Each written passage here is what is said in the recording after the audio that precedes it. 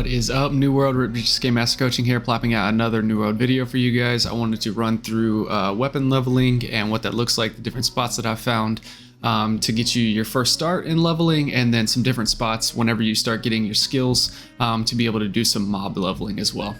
So this video I'm coming out with before Brimstone Sands, and that update. There will be some changes. There's some different things that they're adding into the game, especially in the earlier levels, in those earlier level like areas like Everfall, Windsward, stuff like that, and just throughout the game where they're having these random events that spawn a lot of mobs. So I don't know if whenever this update happens that's going to affect weapon leveling at all, but some of these areas you will be able to get quite a bit of weapon level XP whenever you're doing those things. So whenever that update comes out, make sure I might come out with another video. It just depends how much information I find out about this, but just keep an eye out on that because that might help you level up your weapons as well. Whenever I first choose a weapon to start leveling, one of the first things I do is make sure that I get 2 weapons that I want to level, and then both of those weapons have the main stat that you need. So if you're using a spear, you're using dex; if you're using a bow, using dex; a sword, using strength, and then get a gear set that is light armor, so that you can do the maximum amount of damage possible. That all has those stats as well. I usually try and get as many, like as close to 300 on my main attribute as I possibly can, and then as long as I'm around 50 constitution, that usually works. So the only caveat to that is whenever I use the life staff, it's up to you whether or not you want to just go focus with it, but if you want to pull with your life staff, that will also give you XP if you're pulling with your life staff and then killing them with your secondary weapon. So you can, let's just say for instance you have a life staff that you want to level and then you have a spear that you want to level. I will get my strength gear and my spear, and then what I'll end up doing is pulling with my life staff and then killing all the mobs with my spear.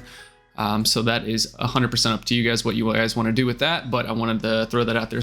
All right, getting this started, the first place that I usually go whenever I'm starting weapon leveling is I'll usually come to Everfall. There's a place in the northern part of Everfall where there is the Daughter Well, there is the Canary Mines, Ebon Rock Quarry, and Ebon Rock Cavern. In this area, the corrupted spawn at a pretty high rate. So coming here is super easy. The ability to actually one-shot these mobs is actually crazy. So if you have anything that's a ranged weapon, the ability to kill quite a bit of mobs pretty quickly without like having to mob them up or group them all up, it's kind of fun here. You just you get to work on your dodge rolling and stuff like that, dealing with your stamina, learning how to manage your stamina a little bit better while you're doing this, and so you can just come through here and just one-shot these guys and just stack up XP that way. That is the first way that I do it, especially if I don't have any skills, to just be able to come in here, one-shot them with auto attacks, and that's that.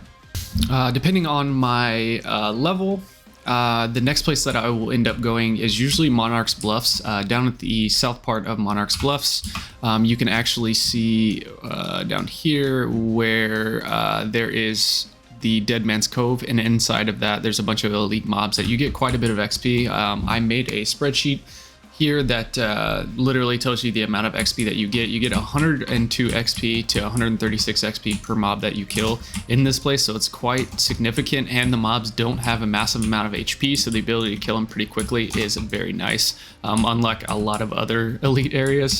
So this is going to be a really good area to actually do that. Lots of mobs, high density enemies in here, and yeah, fairly easy to kill. I would say being at least level 35 is probably required for being in here. If you can get a higher up gear set, it's gonna be way easier to deal with these, and you won't be dying a lot whenever you do these mobs. So this is the second place I will end up going. It is fairly decently contested. If you can get in there and it's not contested, it's a really good spot to go to, but if it is contested, I have a couple more spots that I will show you. The next place I want to show you guys is Restless Shore. It is the northern part of Restless Shore. There are 3 different areas that are pretty highly contested right now, which is the Channel View Post, the Ocean View Post, and Boar's Home, which a lot of people go to those places. If you can get into those places, they're really good mobby spots that you can end up killing for some decent XP. But I like to end up going to the Fort Damnation, which is a little bit north of that. You can kind of control how mobby it gets for yourself, just like like depending on your gear and stuff like that, so you're not just dying humongous swarm of a mob.